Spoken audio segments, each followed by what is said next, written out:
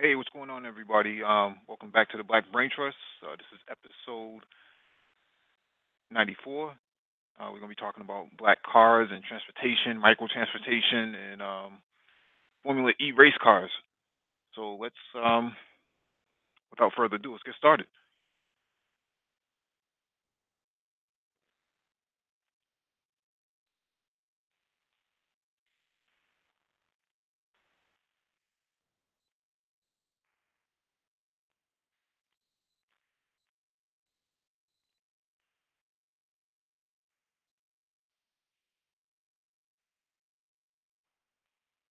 All right. So this first article, and you can follow along as well because the description box has the docket. So this first article is from electric.com or .co. Um, Electric review. Gen Z 2.0 electric scooter is a lifestyle changing vehicle. The person actually, Makai Toll, actually lives in the same city as me and reviewed this e-scooter. So this is basically an electric scooter that um, you can look at the specs right here. Has a top speed of 30 miles an hour, torque of 73 foot-pounds, battery charge capabilities of 1.6 kilowatts, range of 30 miles, and a charge time of 3 to 4 hours. Battery life is 800 cycles. So how many um, charges and discharges it can take is about 800. And the curb weight is about 232 pounds, and that's not a lot of weight compared to a traditional bike. A traditional bike weighs anywhere between 60 to 100 pounds, depending on the size of it and the materials that it's built with. Yeah, so this is something I hadn't even heard of before. A e-scooter like this. This is something relatively new. If you follow along, you can see right here.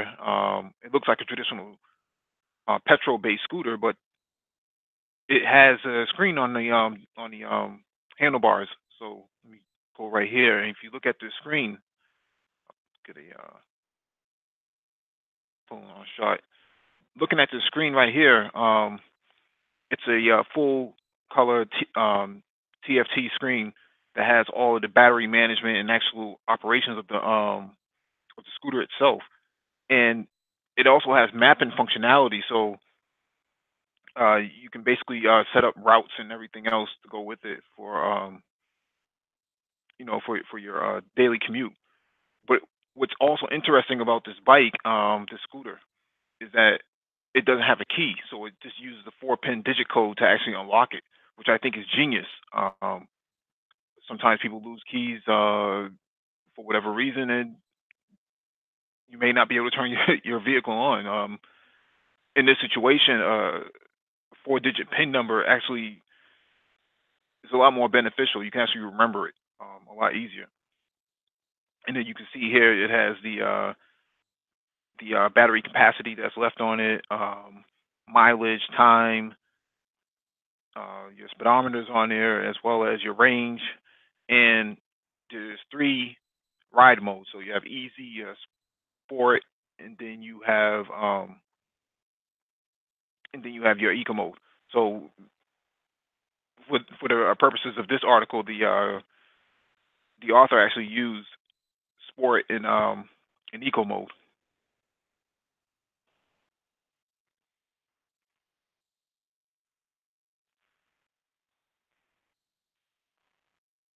Just going over it right now, just looking at the photos, but you can actually read the article if you wanted to.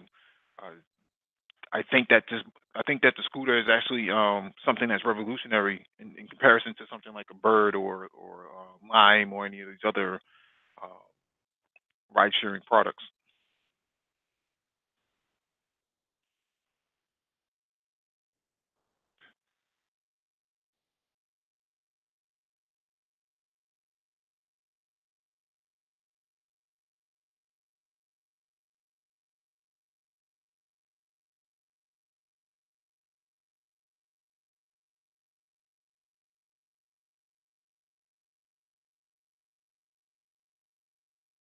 So I'm sorry, I have to step away for a second, but This is a screenshot of the app that goes on your phone when you download it, and this tells you everything about the diagnostics of the vehicle itself, including whether or not you should be riding based on the weather. I think that's really convenient. So the price of this is actually anywhere between $3,600 to $4,200. I think for what it does, personally, I think this is actually a good deal. If you plan on using it as a daily commute vehicle, if you look at what a bird scooter actually costs, um, they cost something like 2,600 to 2,900 bucks for a kick scooter, and I think that's a little bit ridiculous in comparison to something like this that's about 3,600 for what it does. So definitely something to check out. Here's the last picture of it right here. Does about 30 miles an hour,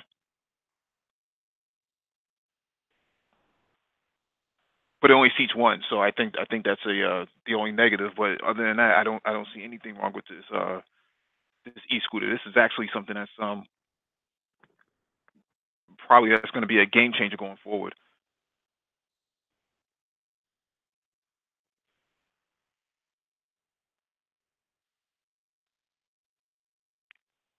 Let me get to the next article.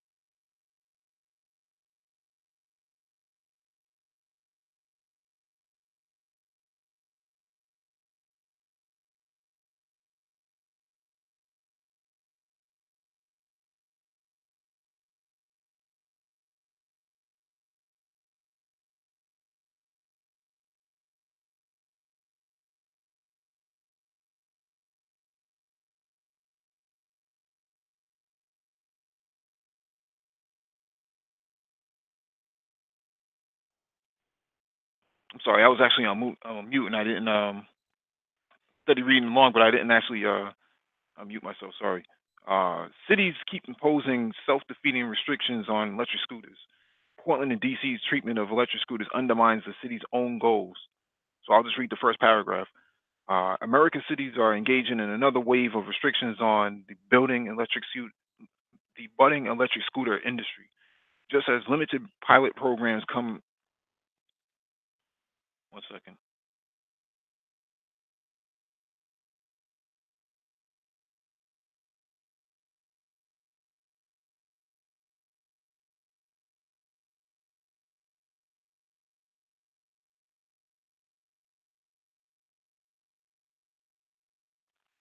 I'm sorry about that. I had to step away. Let me start from the beginning again. American cities are engaging in another wave of restrictions on budding electric scooter industry. Just as limited pilot programs come to the end, this is part. This is particularly true of two cities, Washington D.C. and Portland, Oregon, which had previously been relatively welcoming of scooters. Since July, Portland has been running a pilot program for dockless scooters, which can be rented off the street using a smartphone app, allowing companies like Lime, Skip, and Bird to put their vehicles out on the street, out on city streets. Portland capped the total number of scooters allowed to 2,500 and required each company to deploy scooters in poorer East Portland. That's interesting. The pilot program comes to an end Tuesday, despite Portlanders logging some 755,000 miles on scooters. The city's current plan is now shut down. Is to now shut down everything so it can comb through the data and it collected vehicles usage. To me, I find this relatively interesting because, hey, what's going on, Paul Bryant? What's going on, Complex? Um, I find this relatively interesting because no one even has a problem with Harley Davidsons and their noise pollution. those guys riding around with brain buckets or even no helmets at all. Um, messenger bikes.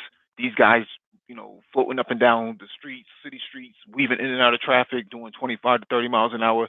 No one has a problem with these people or these type of vehicles being on the road. But when it comes to dockless scooters, now it's a big problem.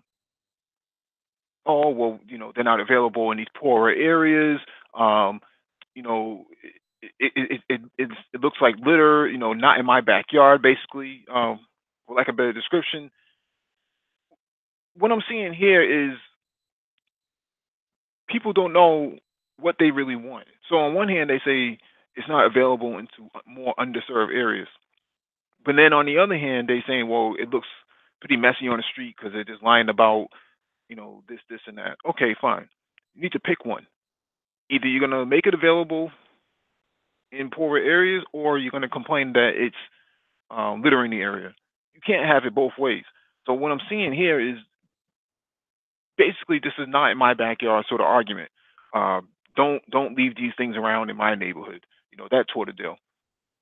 But then when they're not available, then you say, well, they have to be available in these underserved areas. So you have a lot of double talk happening in these in these descriptions of these arguments. I just can't buy it. I'm not buying these arguments.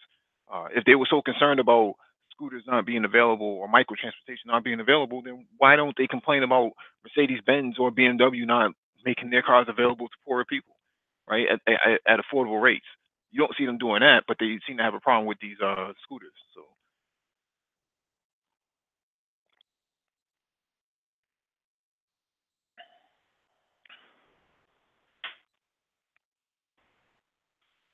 yeah, I agree with you, Complex. I definitely agree with you. It's a disruptive transportation platform, but it's also something that people don't know how to engage with because it's dockless, right? They're okay with these pedal bikes being docked, but they don't know what to do with um, undocked and dockless based two-wheel vehicles. I find it interesting because when I go to work, sometimes I see bikes that have been, locked to these racks, and the wheels have been stolen off it, pedals have been stolen, or they just been abandoned, and nobody seems to have a problem with those. They just have a problem with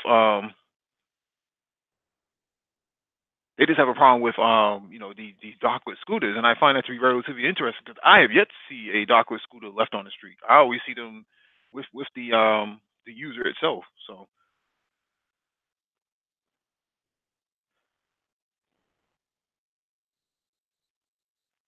yep, Paul Bryant. Yep, city bikes all over Manhattan. Yep, we have something similar here as well with New Balance, which is now called uh, one of the hospitals have it.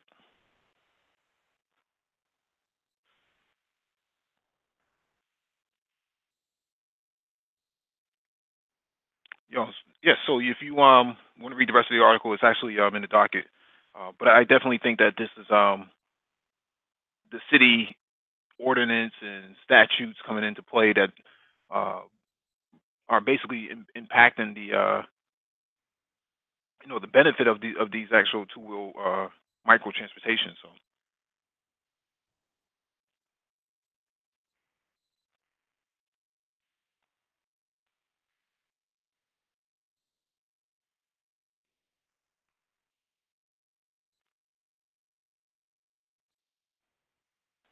but I'll move on to the next article.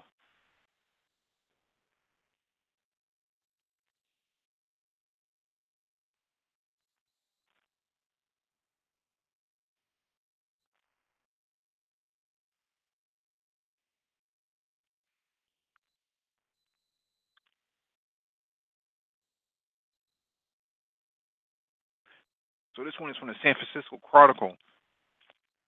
These snap up rental scooters in San Francisco.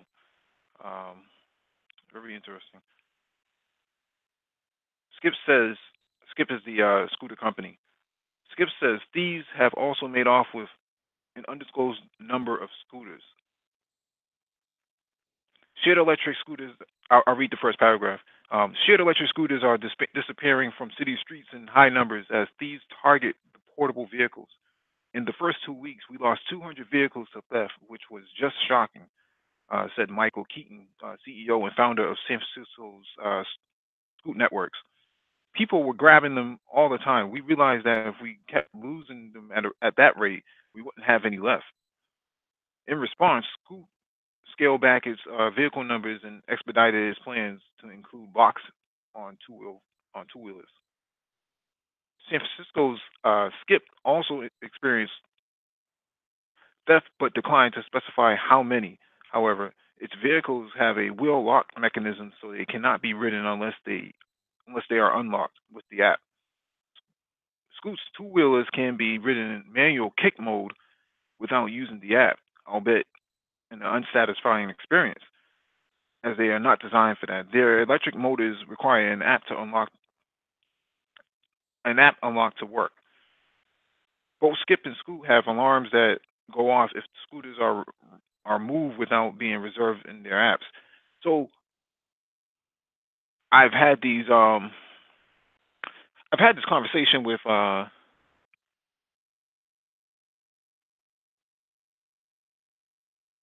no problem, Complex. Yeah, I've had this conversation with Complex Design about scooter theft, e-scooter theft. You know, dockless scooters being stolen. Um, and the way how I feel is that they should have always had a cable lock to them, no matter what, from the get go. When you lose that many assets at a time, then it no longer becomes profitable. And you also have to chase these assets down because you have to recover them, the recoverable assets, but you have to actually try to find a way to maintain possession of them, whether it's by using some form of GPS technology to track them down, or by putting a reward out, you know, for $100, $200 to actually have somebody turn them in. Uh, joint- hey, what's going on, Lino? Hey, what's going on? How you doing? All right, got a lot of feedback in the background. Oh, okay. Let me try to do something about that.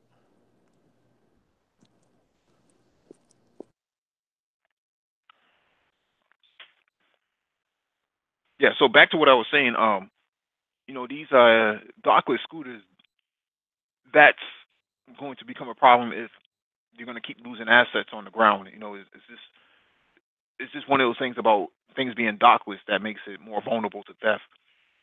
With dock-based pedal bikes, you know, these city bikes, these go bikes, whatever they are, wherever where you are, they tend to have less theft because they have to be docked, and the amount of human interaction that it takes to actually undock a bike and actually steal it is too high. It's just too much, and actually serves as a deterrence to those pedal bikes being stolen. But when it comes to dockless-based scooters, then you know you're starting to eat away at your profits now.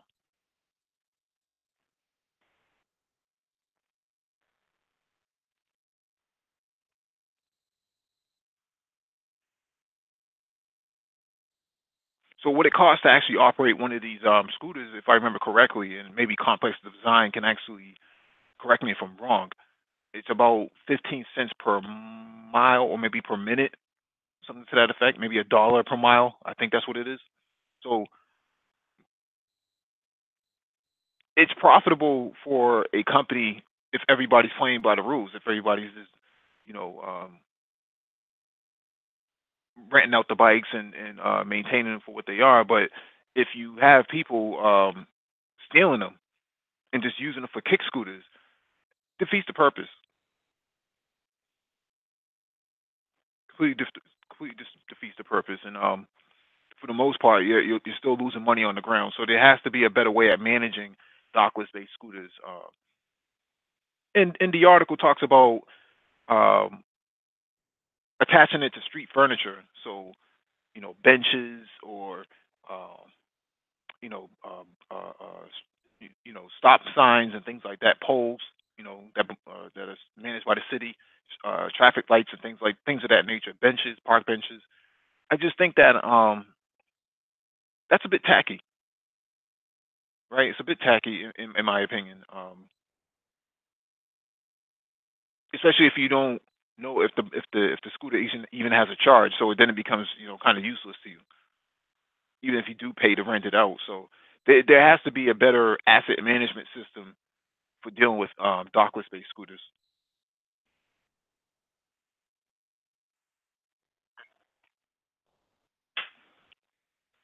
So if you want to read more about this, you can actually follow along in the description below where the docket is.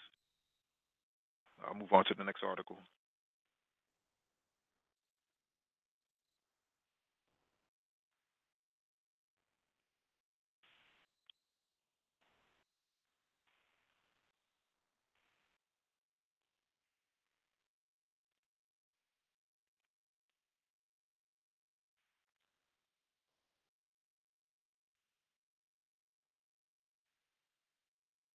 So oh my god,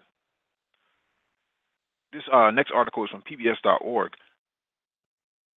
The electric scooter market is zooming. Will profits catch up? I'll read the first paragraph. Investors are pouring their money into electric scooter companies like Bird, one of the fastest growing startups in history. Marketed as eco-friendly alternatives to cars, scooters can help urban consumers bridge the first and last mile, the short distance between commuters' homes and workplaces, and larger transportation hubs such as bus terminals and subway stations. The scooters are already on the streets in dozens of cities in the U.S., Canada, Europe, Canada, and Europe. Bird, the first of the major electric scooter companies to launch in the U.S., is valued at $2 billion. Let me read this one more time. Bird, the first of the major electric scooter companies to launch in the U.S., is valued at $2 billion. This is an industry that is going to explode in the next maybe 12 months or so. A place where black people, especially black men, should actually be at, where the profits are. This is a startup that was established in 2017. We're now in November 2018, and it's valued at $2 billion. I know people look at this and say, "Oh, those are just toys." That's some BS, Ponzi scheme sort of operation. I disagree. Let me read it again. Bird, the first of the major electric scooter companies to launch in the U.S., is valued at $2 billion. Name me a startup right now that's valued at $2 billion. It was going Oh, on. what's going on? Can you hear me? Am I coming in clearly? Yes, sir. I have a question. I looked at reports on Bird and Lime and other scooters, and we all talked to Complex. Right now, this industry is receiving a little bit of backlash because of the littering of the bikes, people leaving them anywhere. Mhm. My question is this: as the autonomous vehicle industry comes online more and more within the next few years, and especially within the next calendar decade, do you think because of that, as a byproduct, this scooter industry will ride the autonomous vehicle wave up? The e-scooter industry will ride the wave of the autonomous vehicle. Yeah, so as more people get used to autonomous vehicles and seeing the benefits as they see it with autonomous vehicles, will more and more people then turn their eyes also to the e-scooter industry and say, hey, that's a good idea also. Yeah, it's already happening. I think I just read an article before you even got on. In Portland, they're logging 700,000 miles in a pilot program for e-scooters. Mm, This, if you went from New Hampshire, not New Hampshire, from Maine, from Bangor, Maine, all the way to Southern California, that's about a 3,000-mile journey. mm, You're talking about scooters that have lapped the United States 700 times in the short pilot program. So mm. there's demand for this sort of micro transportation, and there's profit to be made. But the problem is we're not involved in this, right? And I think the only person I can speak of that's actually involved in this is complex design. So what I'm saying here is micro transportation is trendy and it's actually functional, right? Trendy. When I say trendy, I mean that it's sort of like these guys who the hipsters, right? They get the Hmm. thick beard and the the Dollar General glasses, and they they drink Starbucks, or they go Hmm. through IPAs and stuff like that. The men bun. Yeah. Yeah, those are the guys. Those are the people. That's the target audience of these micro transportation products like Bird and Lime and the rest of these e-scooters, these dockless scooters. What I'm also seeing here is from a functional standpoint that they actually work. Because I saw quite a few people riding around on them. I was kind of confused as to what they were until Complex Design explained to me what they were, some months ago, and I was like, man, that's pretty interesting. Because I'm 6'4". I don't personally see myself riding on one of those, but Yeah. I can see the benefit for a lot of these e-scooters. So Right. Only 1% of the world's population is what, 6 foot and over. So you mhm. got a lot of people that are gonna be riding this e-scooter. Right, right. So I could see all types of areas where it could actually cover, especially in these warmer climates, right? Florida, Georgia, and Texas, and places like that, or even things like places like SoCal, right? Mm-hmm. Chicago, Boston, not so much because you only get about maybe six months of good weather before it becomes so crappy that you can't really go out there anyway. Right.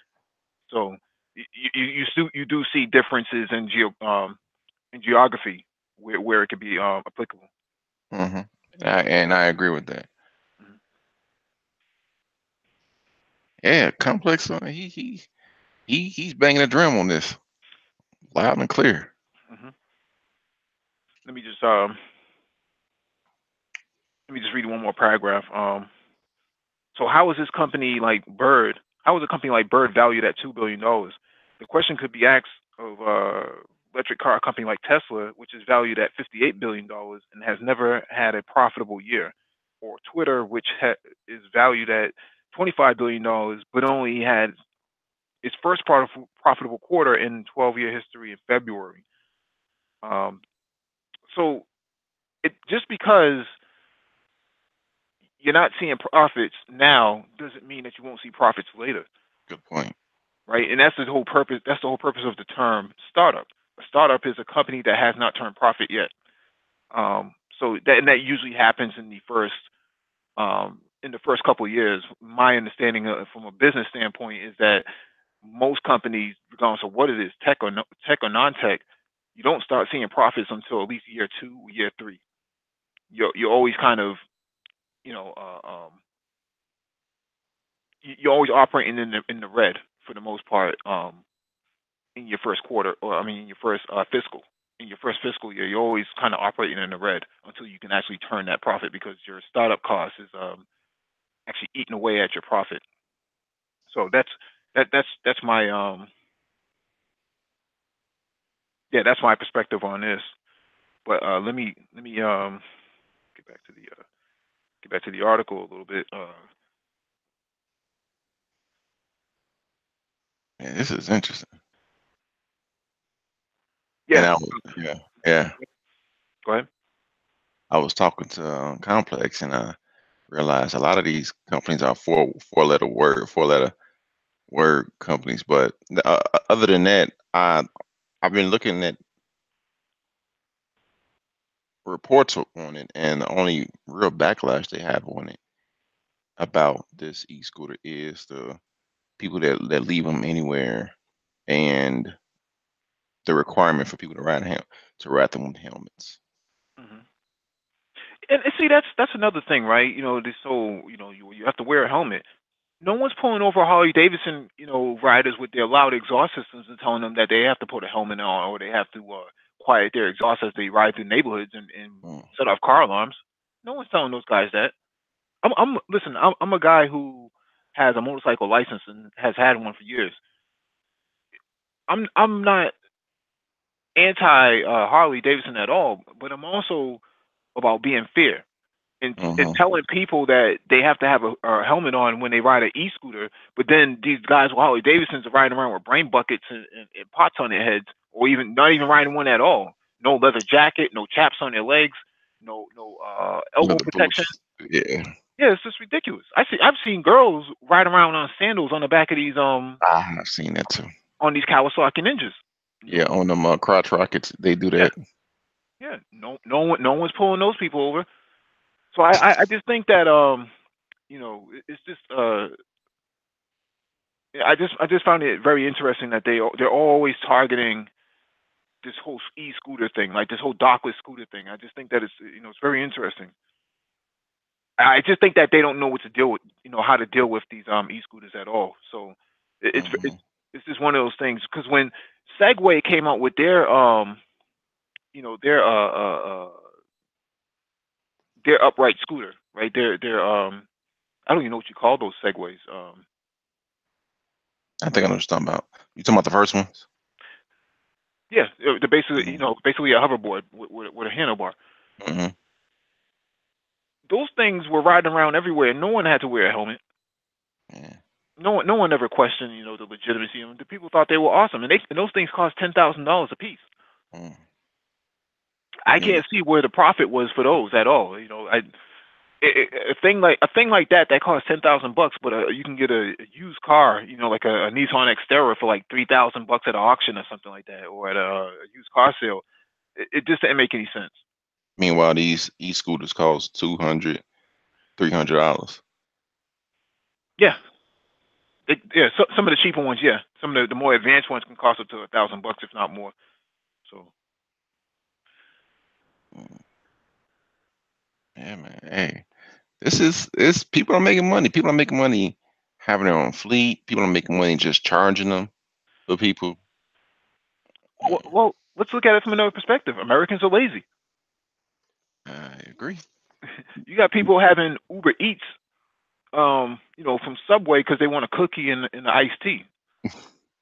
Like that's not even that's like you know the bare that's not even the bare minimum of what an order should be. I think your order should be like $20 or something like that Are for you Postmates. serious? Yeah, people. I've read reviews. People are ordering straws and napkins, through Uber Eats and stuff like that. Like, Wait. You cannot be serious. Please say you're making this up. no, I'm not making this up. Straws and napkins. Oh my God. Yeah. But you know what? You know what? I can't be surprised because people, because people, people surprise you and Hmm. people won't surprise you. But that's funny. Yeah, absolutely. That sort of disruptive technology, like Uber Eats, it has its benefits, but then it does have its Drawbacks, but that's with everything though. drawbacks for profit. It can't, Hmm. if you got drivers running around, delivering cookies and potato chips to people, there's no profit in that. Oh man, that's hilarious. What's going on, Complex? How you doing today? You must have heard us send out the bat signal. What's going on, man? Hey, what's going on, brother? Nothing much, man. I heard you guys are talking scooters. Yeah. Yeah. But you know So, what? Oh, go ahead. Go ahead. oh, no, I was just gonna say, man, I'm listening to everything that's going on, in these articles and stuff, and I can kind of co-sign it all. Being on the ground floor as a contractor with Bird. Um, yeah, it's a lot. They're definitely in startup mode. Let's just say that, right? Definitely in startup mode. But money's being made. So it's Hmm. really just a matter of time before they reach profitability. Their model was largely to basically flood the streets with massive amounts of scooters in large markets to saturate it, right? So if you start, the notion is that if you think, and if you guys hear that, I'm sorry, I'm in the car, but I couldn't help but to call in even while I'm in the car. But those are bird scooters chirping in the back there, actually. Hmm. Um, But you know, their whole thing was to basically flood the streets with these black and white scooters, right? Black and white are very basic colors, right? The mind will absorb that very easily, and you're going to just see something like you said, Lionel, four-letter word, bird, right? Black and white scooter, bird. Everybody out here, when they think rideshare, when they think scooter, they think bird. They don't think lime or jump or lift. They think bird, right? So if you can duplicate this in major markets, you will own a large segment of the market share. And it'll only be a matter of time before you start to turn profits. It's been estimated here right now in LA that every operational scooter that's on the street, say like in Santa Monica, Culver City, Hollywood, Chinatown, wherever it is, each operational scooter that's in operation for a full day will make $10 on the day. Okay. And And that's I what the article think says. that's what's that? No, I was just saying that's what the article says. That's what the article is saying. A rider Right. can a rider would turn at least $5 to $15 profit per ride. Exactly. And then now, and I think the last count, Bird has between 10 to 11,000 scooters operating, right, in operational condition on a daily basis. So do the math. Mm. And with that, say $10, a person Yeah. can make their money back within, depending on how much the scooter is. So let's say $300 in a hmm month. Yeah. Depending on where it's at, more.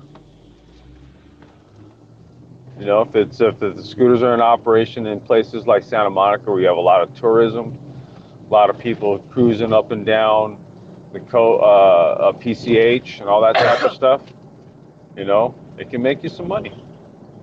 Mm. Okay. So I totally see Bird being profitable here in a short time. I think all they need to do is really just, you know, streamline where the excesses are, but their model is on point, man. Their model's on point.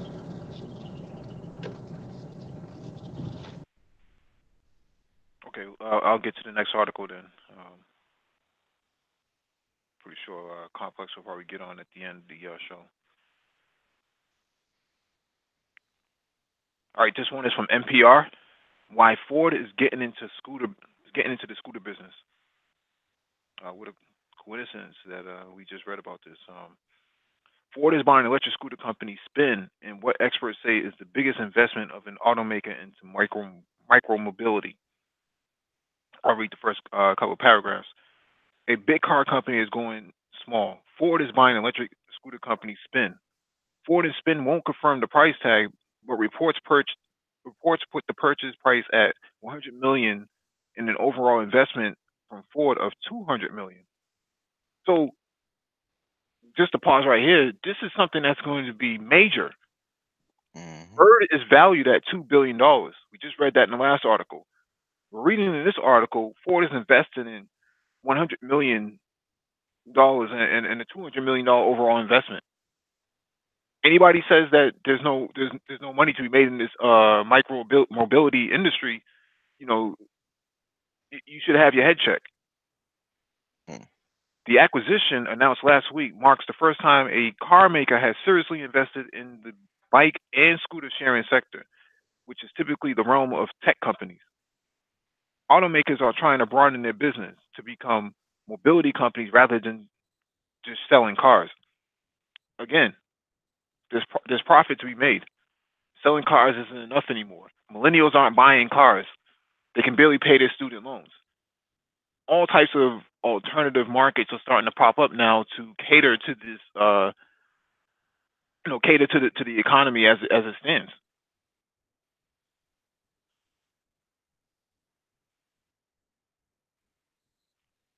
Let me read the next paragraph as well. I would say that Ford is a bit of a I would say that Ford is a bit of a standout among the pack. In that approach, says Valerie Safe Bergerman, a senior project management manager with the nonprofit Center for Automotive Research, who says Ford is unique in pursuing scooters. Spin is a relatively small scooter company. It operates in just 14 markets, while rivals Bird and Lime each operate in dozens of cities. With takeover, Spin is working on expanding to about 100 markets in the next 18 months, according to Spin co-founder Derek Cole. So 100 markets in 18 months. They're not going anywhere. They're only going up. These are vertical markets. You don't go from 14 markets to 100 markets in 18 months and then tell me that there's no profit involved, and then tell me that there's no future in this.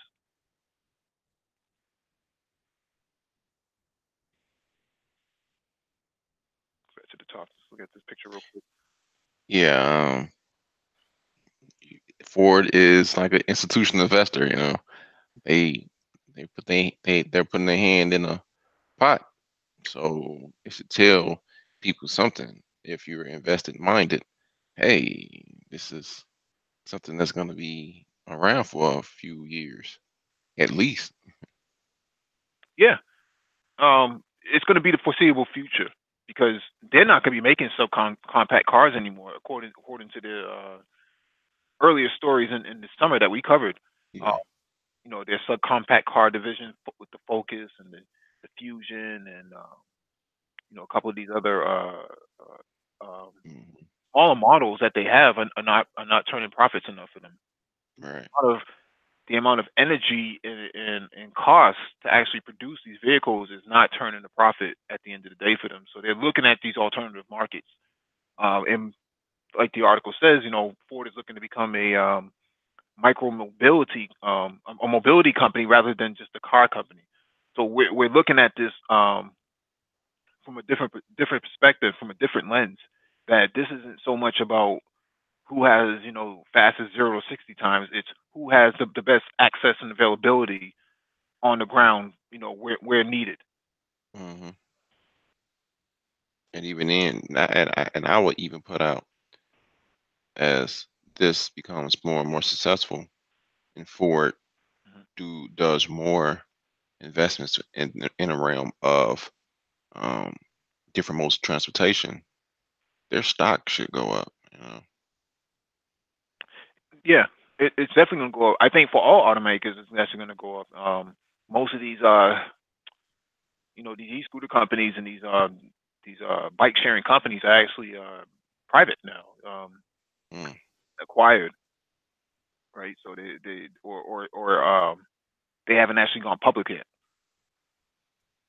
So it's a little different in how you evaluate the worth of the company if you're looking at it from a public private perspective. But what I'm saying here overall is that um, they see something.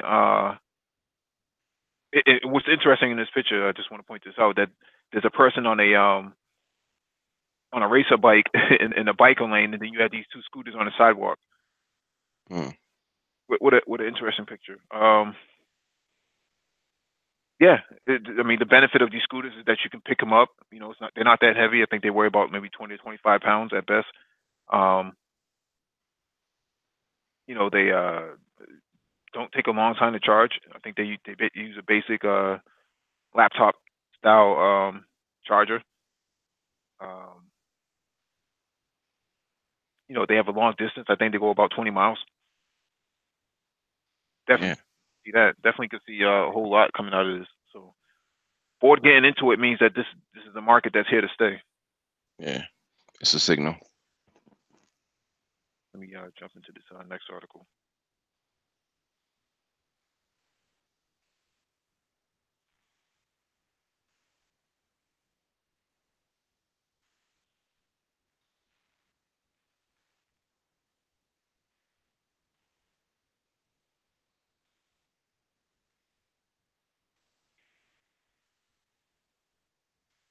All right, so this article is from electrek.co.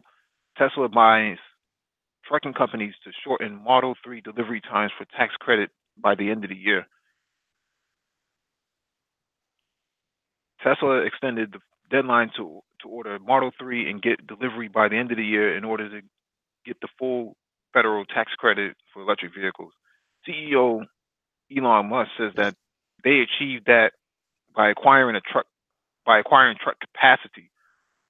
Earlier this year, Tesla confirmed hitting the federal tax credit threshold, triggering a phase out period.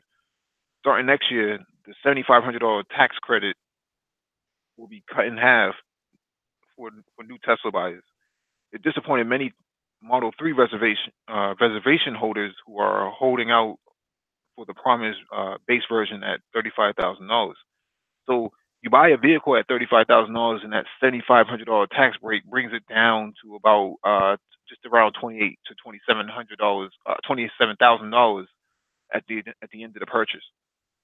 While Mm. Tesla is while Tesla is still not able to produce the car at that price, the company introduced a mid-range battery pack for the Model 3, starting at $46,000.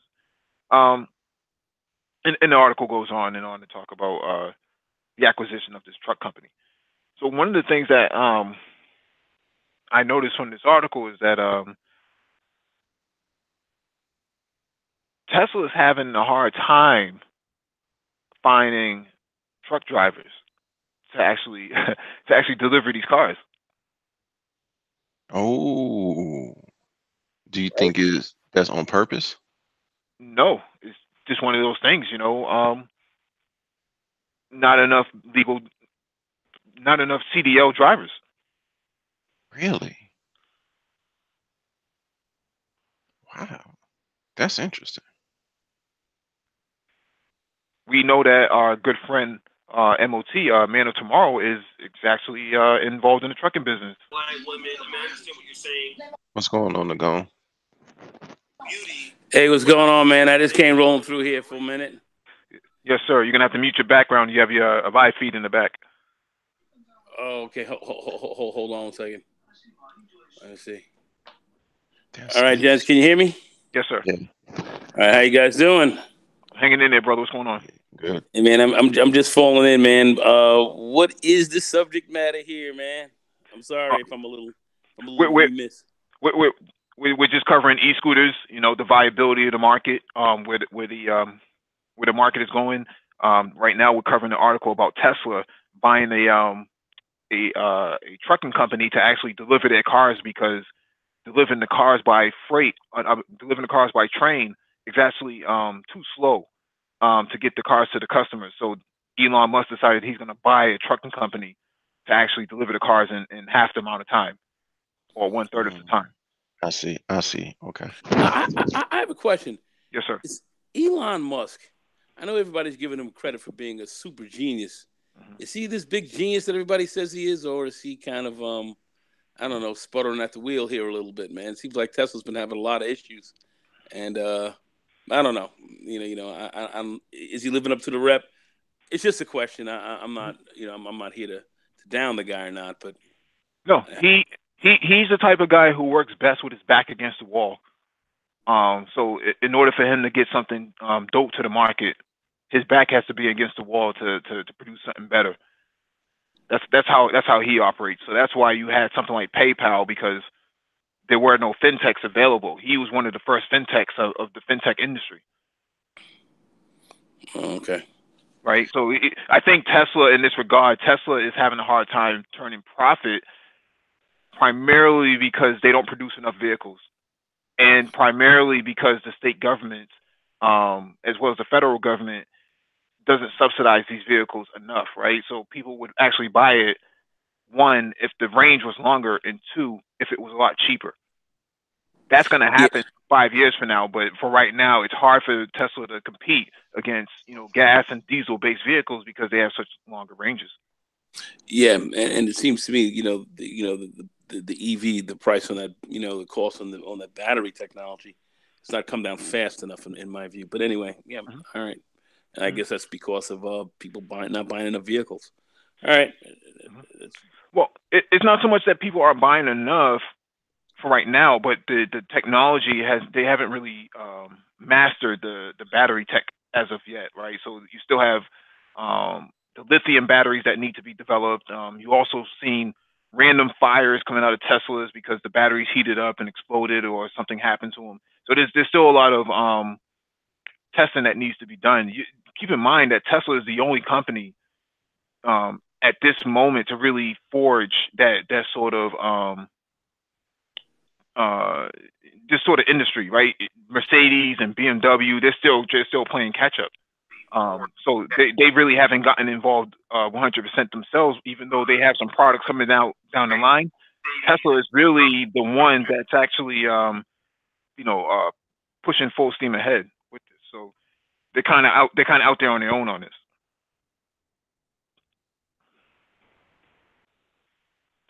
But yeah, Yeah, I would tend to agree with you. mhm, I'm sorry, I'm just caught up in here. And I'm just dealing with someone here for a second. So just mhm, let me get some stuff straight. But yeah, I'm just falling. I would tend to agree with what you're talking about. mhm, Um, yeah. Okay, you gentlemen, go ahead. I'm gonna play a little catch up here for a moment. All right. mhm. All right. And to your point, Lionel, what we were discussing earlier about Tesla, buying this truck company and not having enough truck drivers because a lot of people are not CDL certified to actually deliver these vehicles. Then does it say what trucking company that they purchased? Just overall, because Okay. you have the truck capacity, but you don't have the actual CDL drivers. How long does it take to get a CDL? It could take months. Well, no, I'm saying, does the article say what trucking company Tesla bought? No, it What you doesn't say. Okay. All right. It doesn't say. But these car carriers are very unique, right? So they're Mhm. the way how you have to load a vehicle and how you have to strap it down and the amount of functions that are used to lift the vehicle up, bring it back down, and Mhm. how they need to be loaded and whatnot. That takes a lot of skill. I couldn't do something like that myself, and I'm a tech person, right? I don't know anything, the first thing about that.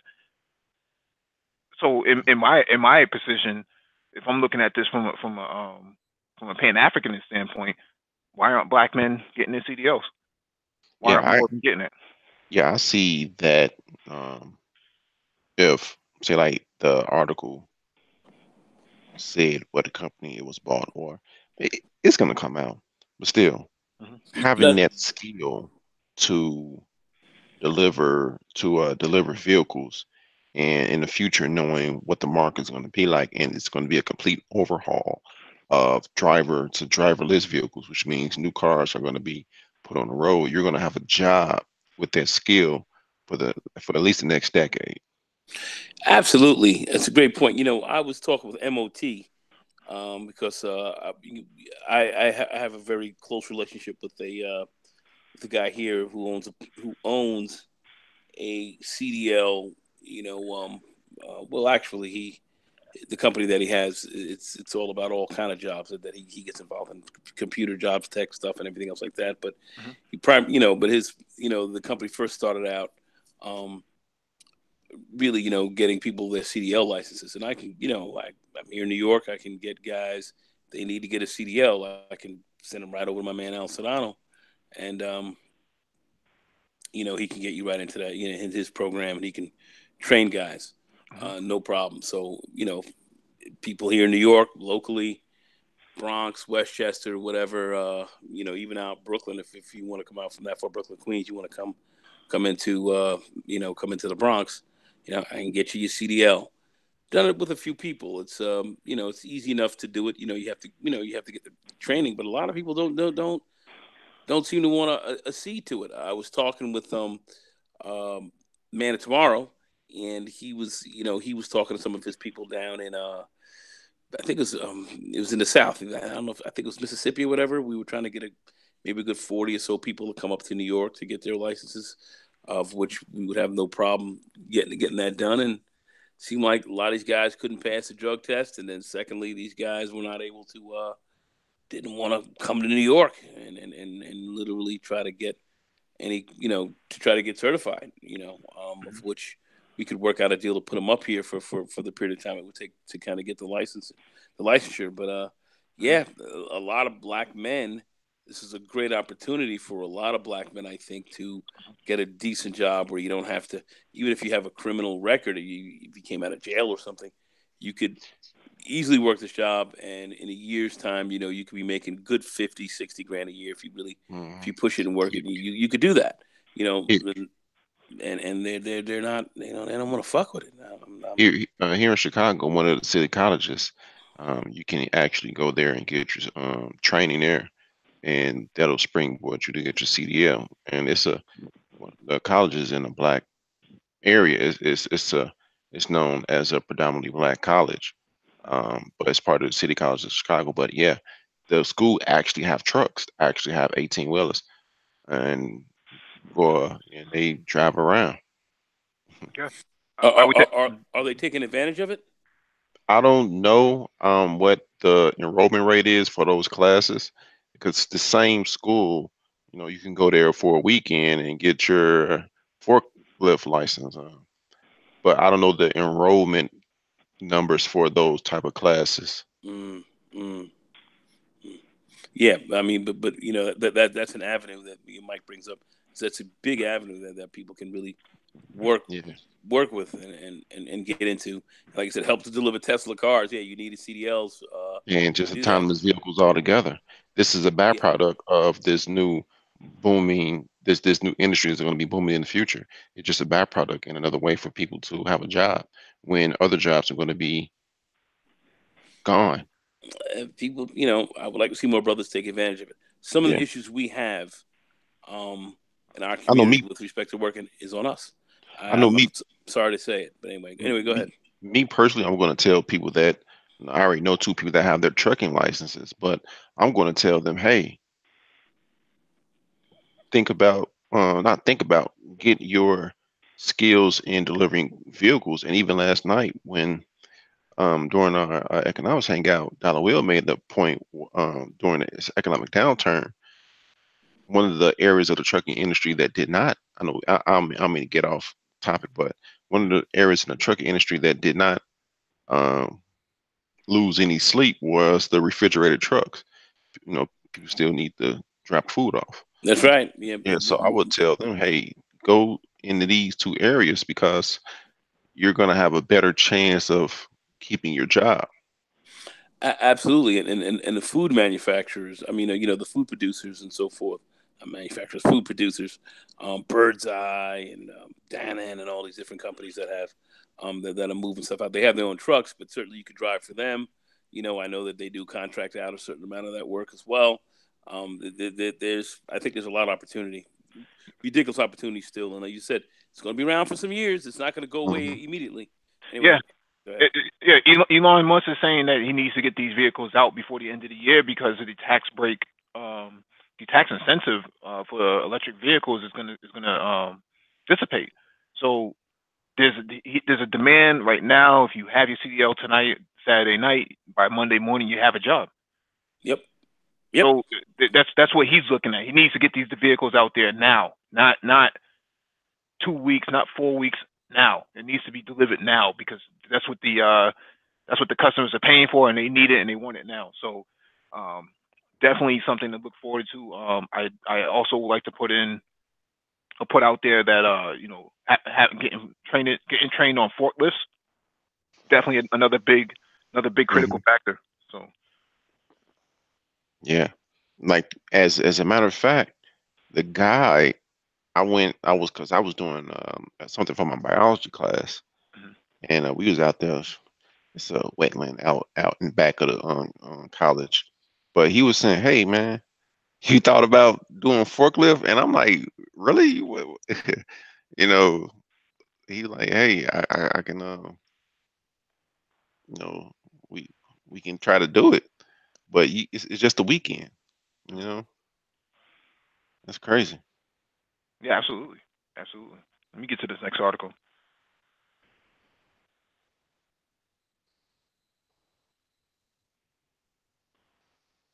All right, this next article is from QZ.com. This is from Quartz. Your next cars could be electric. Your next car could be electric in Chinese. I'll read the first couple of paragraphs. When it comes to making and buying electric cars, there's China and then there's everyone else. As of April of this year, China accounted for about 35% of, of all electric vehicles sold in the world. It, its consumers are on track to buy 1 million electric cars by the end of the year. Government policy. rather than market rather than market economics created the rather than market economics created the electric car craze there.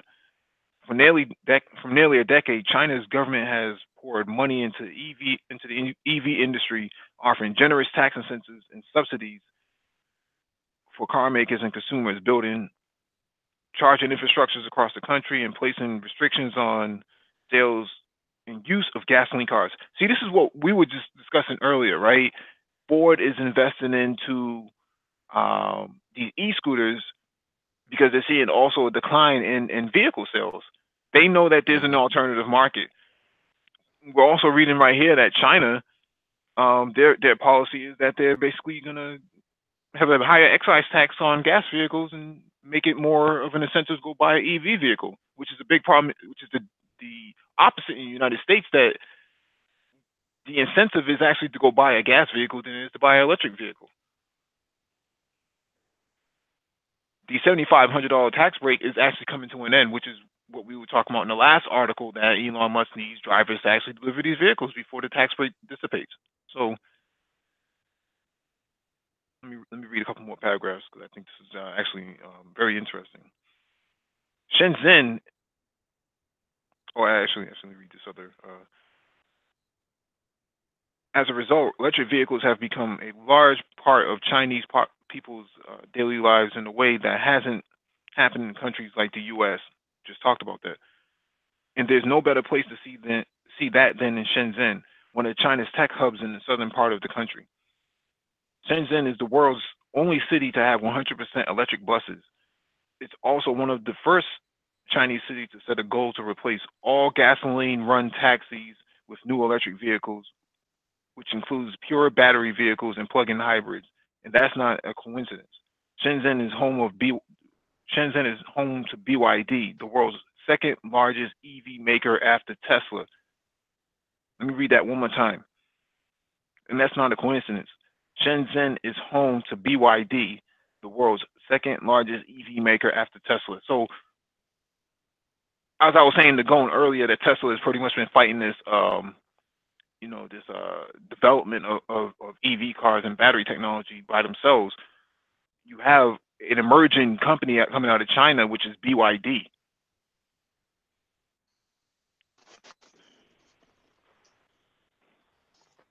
And we know that China is coming, and they're not coming, they're not coming to share the market with you. They're coming to actually to dominate it. I'm looking at this little graph right here. Um, China is becoming the electric car market for the world. So Chinese car makers, we're looking at this graph right here from 2015 to 2020 to 2025. If we look at U.S. car makers, um, we're looking at roughly 2 million by 2020, less than around less than 1 million by 2020 for the U.S. And we see it exponentially explode by 2025 for China, whereas for the U.S. it's kind of stagnant, just not really exponentially going up as in the same capacity that China's car makers are.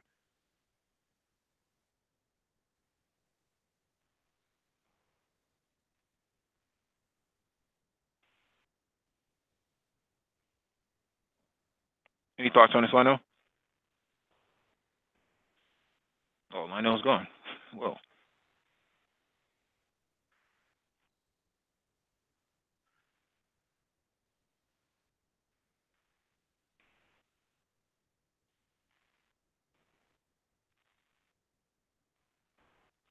let me finish up this last article.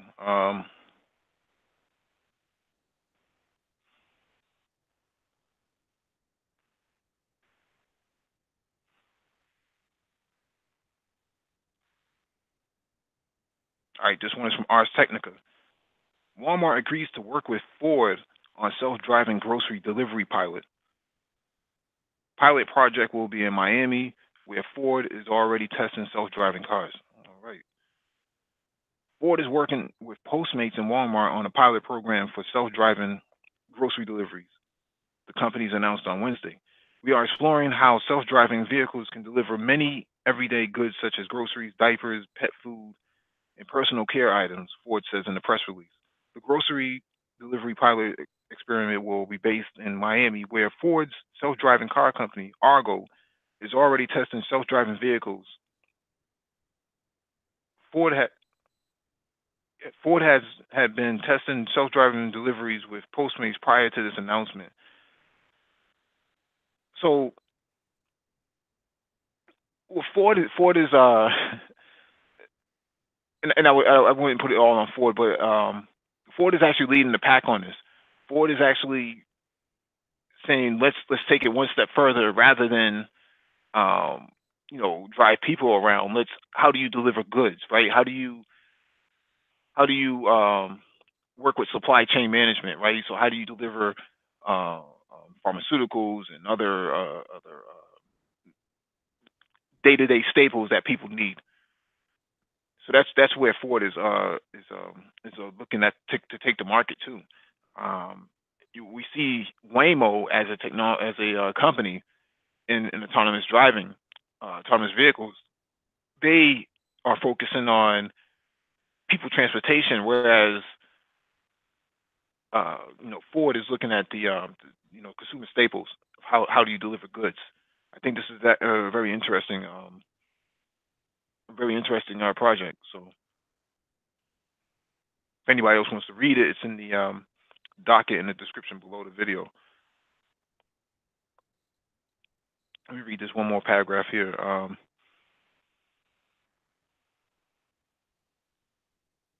Like most car companies, Ford is racing to develop autonomous vehicle technology, but Ford has been more proactive than most of its competitors in exploring the non-technical aspects of self-driving car service. Last year, I got to sit in the suit of a fake self-driving car Ford was using to test pedestrian reactions to self-driving car technology. Ford also experimented with delivering pizzas with mock driverless vehicles in the partnership with Domino's. Um, Ford's collaboration with Postmates over the last few months has been focused on figuring out the best way for customers to interact with a delivery vehicle. Driverless cars won't have to drive. Driverless cars won't have a driver to carry deliveries to the customer's door, so self-driving vehicles will need some kind of locker that customers can open to remove their merchandise. Ford has been experimenting with multi-locker delivery vans, allowing its cars to serve multiple customers on a single trip without worrying about customers swiping another's deliveries. So they're thinking about the security aspect of delivering parcels.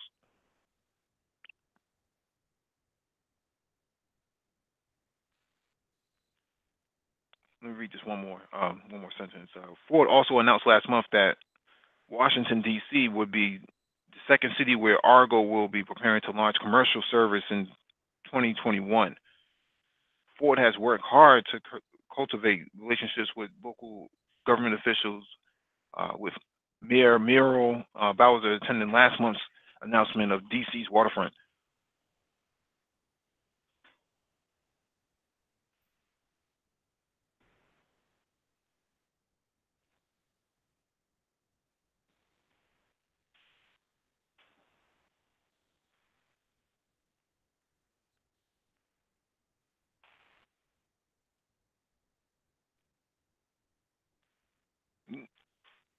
Go Saints 2345. I think that was actually GM that was working with Uber. If I remember correctly, Ford was actually working with Lyft at one point, but I think they were just delivering vehicles. I don't think so much on the driver stack, if I remember correctly. I could be wrong about this.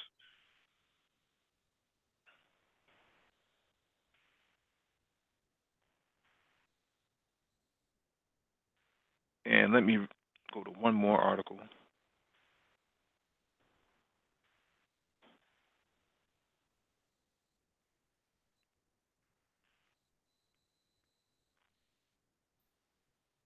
Okay. This one is from Engadget.com. Ford's future includes self-driving deliveries and taxi services. CEO of Autonomous Vehicles LLC, Sharif Markaby has posted a detailed overview of the automaker's self-driving strategy, perhaps in in an effort to show that the company will push through with its plans under its leadership. Markaby, who took over as CEO in July 2018, talks about how Ford is tackling each of the elements needed to launch self-driving services by 2021. I think we just read about that in the last article on Ars Technica, um, as well as recent partnerships recent partnerships. See, the company teamed up with Walmart and Postmates to figure out how to offer businesses its self-driving cars for delivery. Markaby also showed off Ford Fusions loaded with self-driving systems that the company has been testing in Miami during a press event. Um, they're thinking long term. This has to do with self-driving deliveries and taxi services. So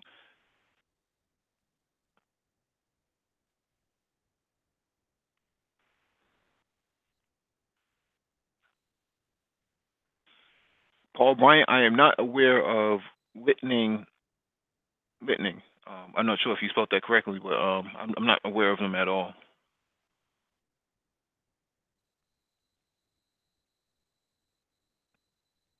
Never heard of them.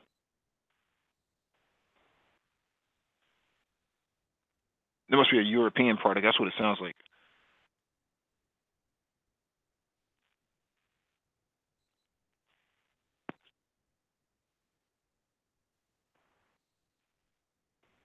And, and again, if you want to read this, it's actually at the bottom of the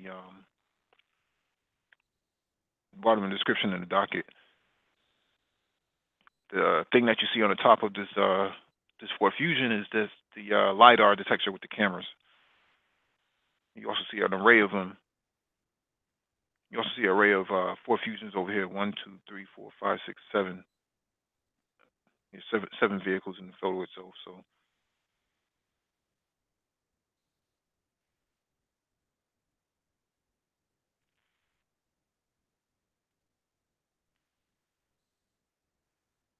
yeah, if you could drop the link, I would actually like to see that, Paul Bryant.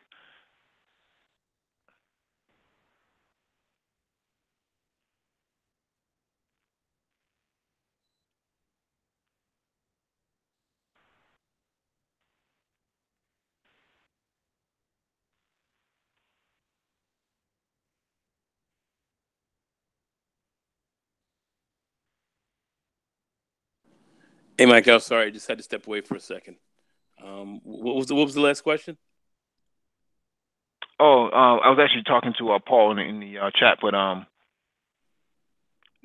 was just going over the article for Ford and their self-driving cars. 2021 is the basically the go date for for their vehicles to be on the road. GM is talking late 2019, so they're about 12 months out for their self-driving vehicles, their autonomous vehicles. So No, let's see what they look like when they come out. Glad to see them doing it, but let's see what's happening. mm-hmm. Yeah, yeah, Yes. yeah. I got a young lady over here. She's kind of laughing, talking about I won't be driving them. So. Oh, really? Yeah, I want to get. Well, obviously you can't drive if it's autonomous. I mean, you'll get in them. Yeah, right. That's the purpose. That's what's funny. That's what's funny about it because we start driving these bad boys. The last thing I heard, a guy who tried to help drive one of them ended up killing somebody with it. Is that right? Yeah, he grabbed the wheel. It took the wheel the opposite way from what the car wanted to go. So that's what caused the accident. But once GM gets involved, if GM comes out with a autonomous Escalade that's electric, that's gonna blow the whole market right off the map. It's gonna set them apart from everybody. Tesla, everybody. Well, we'll see about that. We'll see. That would be awesome. Yeah, if they come out with an all black Cadillac, all leather, sunroof top, I'm just saying. Well, it wouldn't be sunroof; it'd be panoramic. Oh, that's better. That's even better, man. Damn it in the back, man. Boy.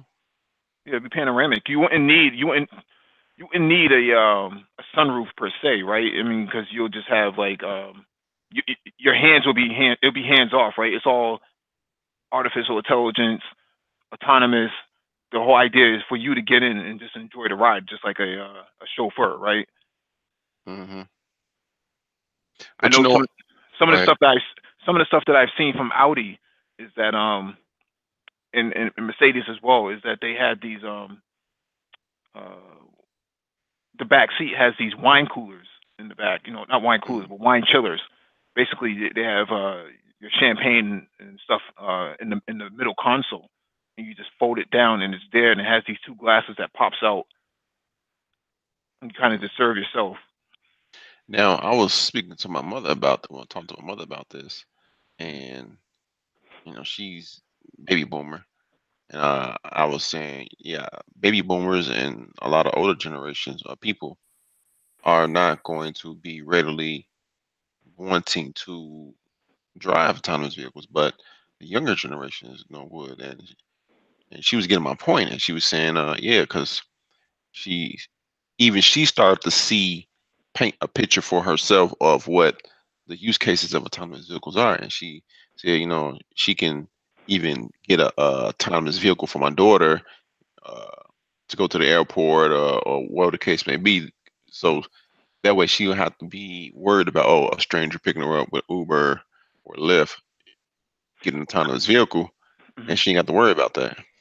Yeah, I think the problem with autonomous vehicles and Uber and stuff like that is that you can't leave the vehicle unattended at the airport. Homeland Security doesn't allow that, Mm, that's a good point. so somebody has to be in those vehicles, to hurry them along, especially for Hmm. emergency first responders. So I wonder how they're going to deal with the autonomous driving stacks of how to deal with first responders coming up their rear end, right? A big fire truck that's honking its horn is honking its horn at somebody that's not in the car. How does an autonomous vehicle actually react to sirens and flashing lights and things of that nature? Mm. Do I you? was Mhm. Go ahead. I was looking at a video. They were talking about Waymo, Mhm. and a person was saying, they use the autonomous. This is, I think they were in Arizona. They were using the Waymo's autonomous vehicle almost every day because they were part of the test flight. And she was saying, when she in the car, the temperature is set, the heat is set, and everything. I was thinking, well, when you summon these autonomous vehicles through your app, you can say, hey, I want the temperature of this, I want the radio to be here, don't get me home so fast, take the side streets, blah blah blah. I So think I think yeah. I think it's more or less based on um, I think it's more or less based on the preset conditions, right? Because you're trying to cater to as many people as possible. I mean, if you're doing 100 rides a day, you have to make several 100 adjustments just to satisfy all these would be customers. So I don't foresee them making those type of radical changes, but I do see um, that sort of um, speech to text or something like that. Basically where you say Alexa, hey Alexa, or hey Google or something like that, right in the car, um, and basically telling the radio station to change if there's a radio to begin with. Hmm.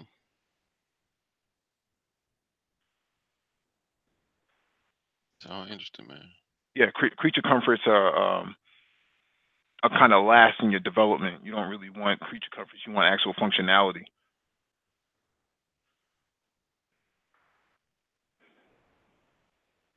And Hmm. again, you have to look at the supply chain aspect of it. Ford is the main supplier of these vehicles, but what happens when you have um, Chinese companies coming in and getting involved? How do you look at the stocks and how do you invest into some of these other companies that are actually getting involved in the supply chain aspect of autonomous vehicles? Hmm. Michelin, Goodyear, um, Pirelli. What's going to happen when this vehicle develops a flat tire? If it does develop a flat tire, That's a good who's going point. to change that? Yeah, another byproduct of this industry coming forward. People gonna Hmm. be Be able to make money. Well, they need to figure out whether or not they're going to use run flat tires or they're going to lessen the cost by using non-run flat tires. Right? You hit a pothole and you blow a tire. Now your ride is delayed. How who's going to be responsible for that, right? Who takes care of that aspect Mm-hmm. of a vehicle of of a autonomous vehicle being late because it had a flat tire and nobody was there to actually change it. Well, we'll see. Hmm. And then looking at the other aspects of the supply chain aspect of the software development of it, NVIDIA chips, AMD chips, Intel chips, a couple of those areas. So something to keep in mind.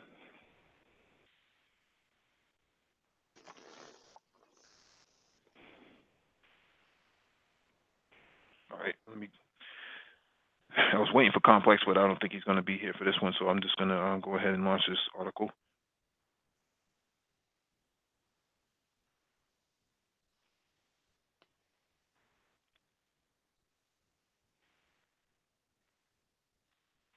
All right, this one is from CNET.com Roadshow, an exclusive drive in Audi's futuristic electric racer.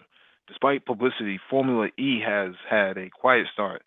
In season 5, things are getting serious. Join us for experience of lifetime as we get behind the wheel of Audi's new purpose-built electric racer. Uh, I won't get into Mm-hmm. too much of this. This is just a screenshot. I'll go over some of the photos as well.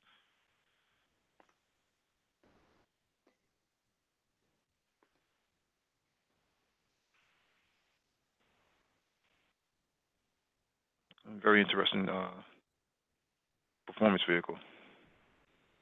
Yeah, it looks nice. Hmm. I wonder what it's made out of. I haven't read the all of the article, but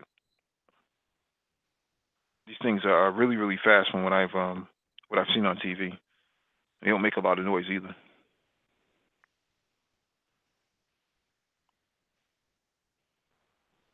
Mm. And this is their new race racer. Hmm. This is a new class for the most part because it's electric based, not engine based, right? I see what you're saying.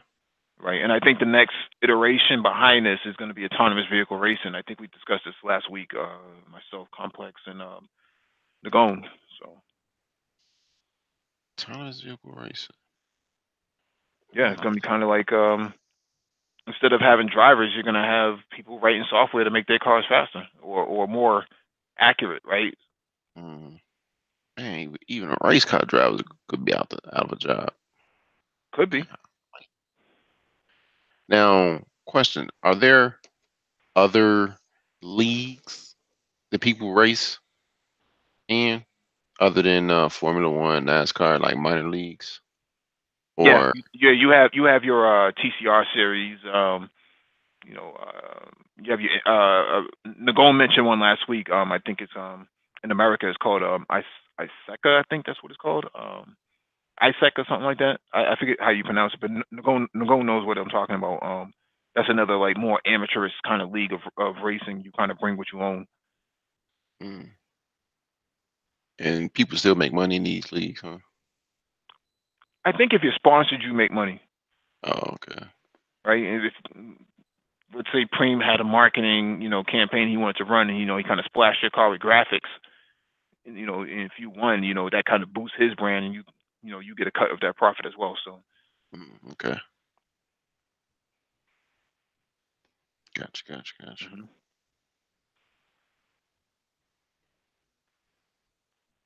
let me just read one paragraph of this. With virtually every major global manufacturing launch, every global manufacturer launching a flood of electrified offerings by 2020, there's a very good chance your next car will spend at least part of its time motoring along in a blissful, emission-free silence. So why then are nearly all of the world's racing series still burning gasoline with wild abandon? Though Formula One has made a token concession to hybridization, It's still a petrol powered endeavor. One major series like NASCAR and WRC, meanwhile, haven't gotten that far yet. Yeah, that makes sense that NASCAR wouldn't get that far because those cars really don't slow down all that much. And in order for a battery to recharge itself, it has to be braking. So you get brake regeneration that flows energy right back into the battery as you hit the brake. Whereas in NASCAR, you're constantly hitting the accelerator almost 99% of the time, going around and around and around. You really don't have uh, the ability to actually recharge that battery that fast. Even if you pull over into the pit stop, there's no way for you to charge the battery or even swap the battery out and then be back on the road in a set number of time. It's just impossible. It's not logical at all. WRC World Rally Championship. I don't foresee that ever happening. Mostly because they way to beat the cars up. You know, I don't think there's any electric vehicle available or any electric product available that can sustain that kind of abuse. At high revs, you know, you're constantly moving up. You kind of brake going around the turn, but you can actually skid to a J turn around the hill and go up. It's just not feasible. So Mm. those areas are not feasible. I can see why they wouldn't be there. Okay. Okay. Yeah, but that's the last article. Then we have open mic now. Yeah, all of the scooter parts were interesting. I like that. Hmm. You know, from an investment point of view, that's really interesting. And I'm sure Complex will be telling us more about it. Hmm. I think he charging his scooters up now.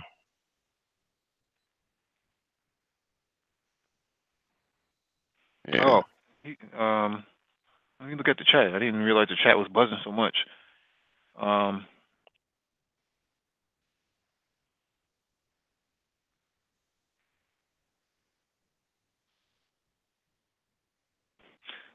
he says, Mike, they can use those artificial tires. Yeah, you're right. They could do something like that, but I don't know how what the regulations would be. Um, you know, in order for a car to pass inspection.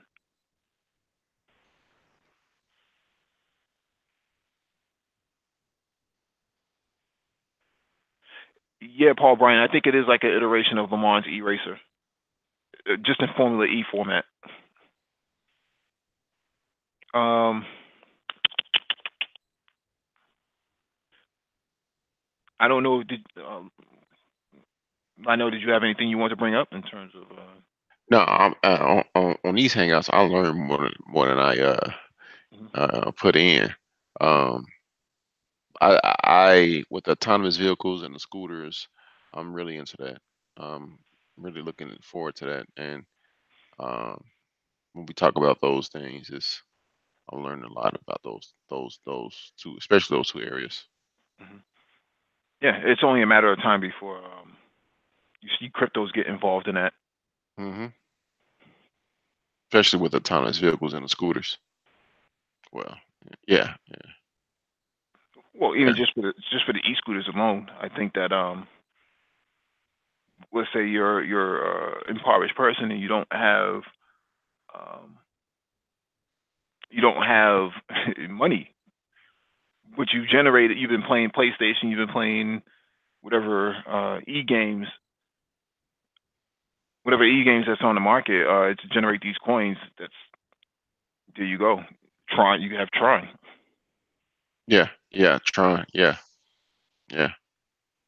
Or use their or use Tron's blockchain or what yeah, what the case may be.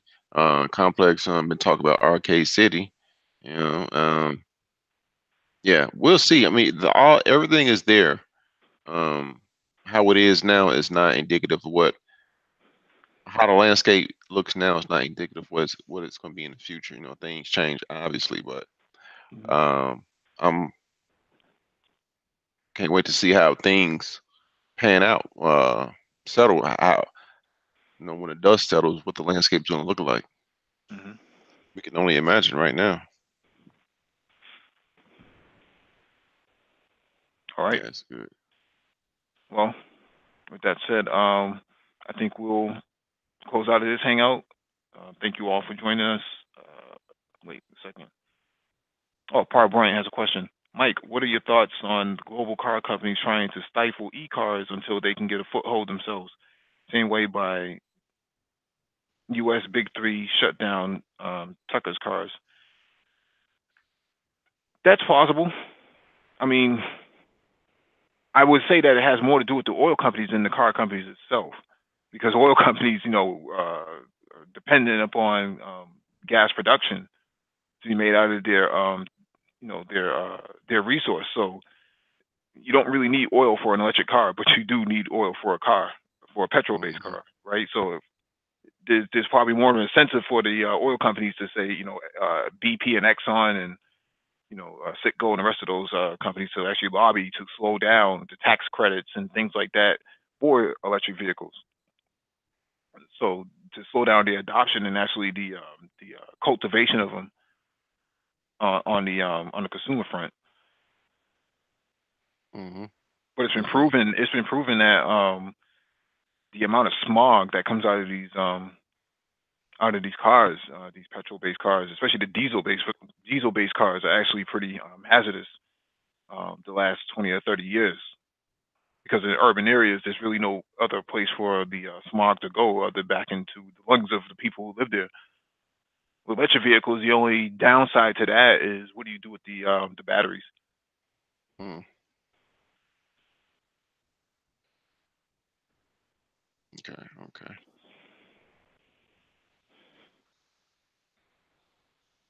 Right. If you don't have a way to break down the batteries, then they kind of become hazardous at that point. Um, Especially in car accidents, you get a head-on collision or a T-bone collision, you may have battery, um, you know, um, Leakage. materials leaking out, and what happens when it leaks into a sewer drain, and then it leaks into the ocean, and then all types of unforeseeable consequences come from that. So there needs to be a better way to manage battery cycling, battery management, and battery disposal. I know in Hmm. Rhode Island is one of the only states I've known that seem to manage that stuff really well. They have a whole entire law against how you dump batteries and stuff like that. So as well as electronic circuit boards and stuff like that, TVs and stuff like that. They're really hard on that stuff. Hmm.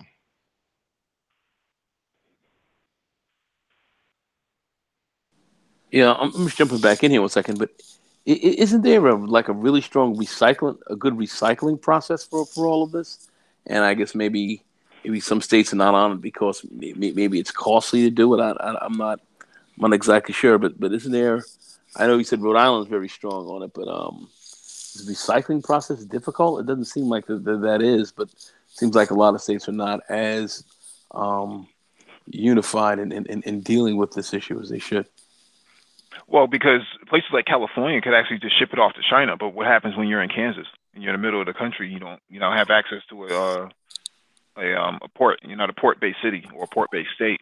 You're kind of stuck with how you manage those batteries, and because there's not a lot of understanding in materials management and environmental management.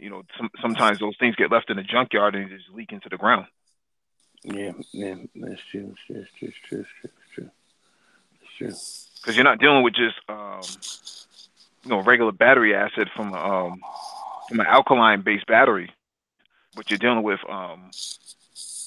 lithium, cobalt, that those sort of Yeah, rare materials that actually can become hazardous. yeah, absolutely. And they don't break down that hardly at all, really, when they get into the earth. They leach in. It's bad news. Bad news. True. True. True. Just give me a few minutes, all right? But yeah, Yes, sir. you dead on it. Yes, All sir. right. All right.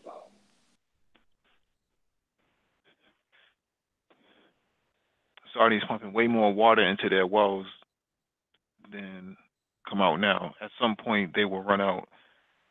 The first field went dry in the early 2000s. Yeah, yeah.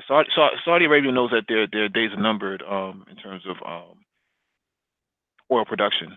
We know the world's largest oil reserves are inside Venezuela, which is why there's such a such a desire to destabilize Caracas, for that matter. So,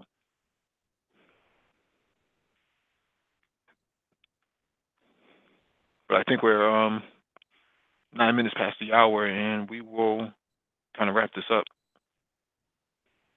So, thank you all for joining us. We'll be back on Monday with episode 95, Recent Technology. We are out.